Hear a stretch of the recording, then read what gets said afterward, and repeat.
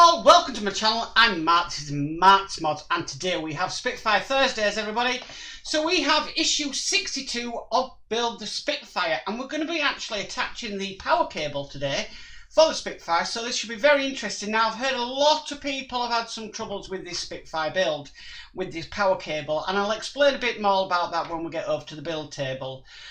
What I think is going wrong with people, but I've had a look at mine and I don't really see an issue really, so this should be a nice quick build today. So with all that said, let's get modelling.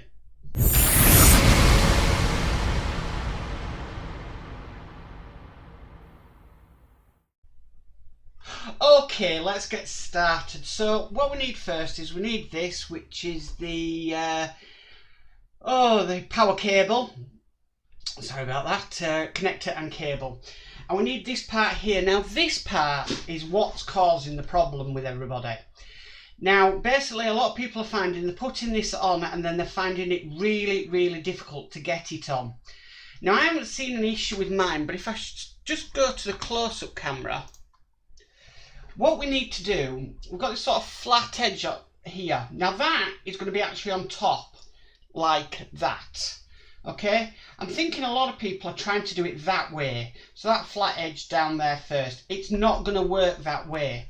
So if I just switch over to back onto build camera, we've got that nice thin flat top there.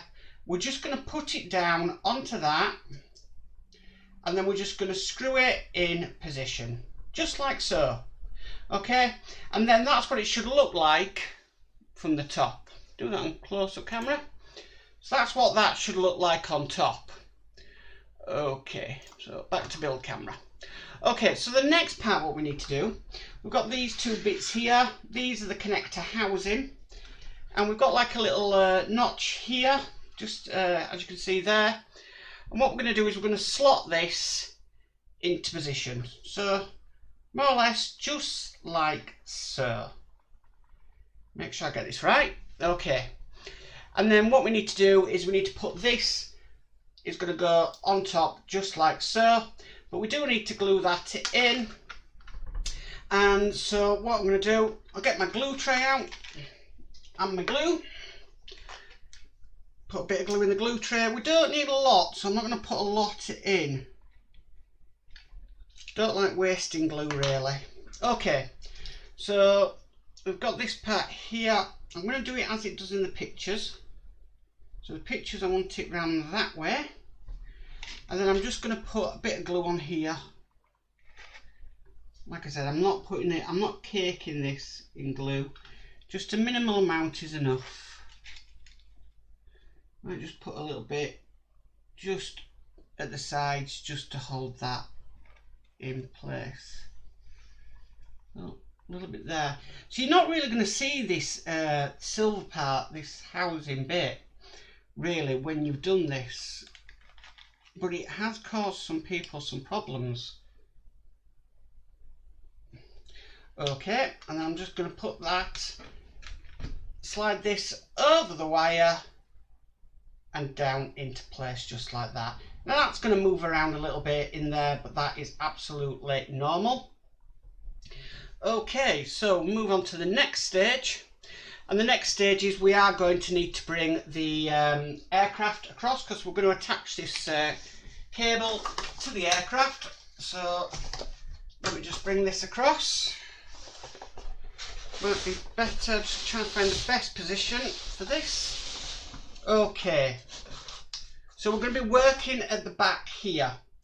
Now the way it wants us to put this on, we've got this shape to work this way. So you've got like a little bit of a bumpy section there, and you've got this flat section here. This flat section is what is going to put this onto the fuselage. So let's get this into position.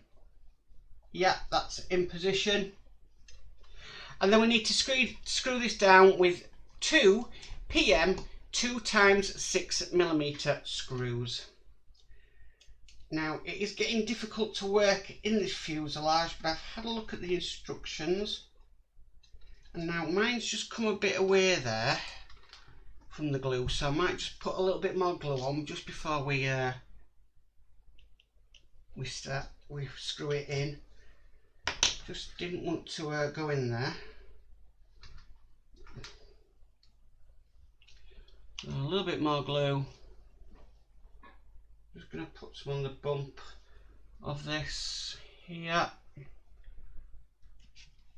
I always try and like to use the minimum amount of glue, but you know, sometimes I think I do cut myself a little bit short with it.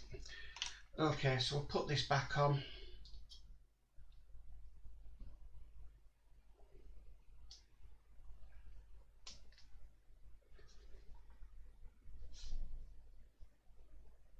Okay, I think that's glued in place now, and then what we'll do is we'll get this back into position on the aircraft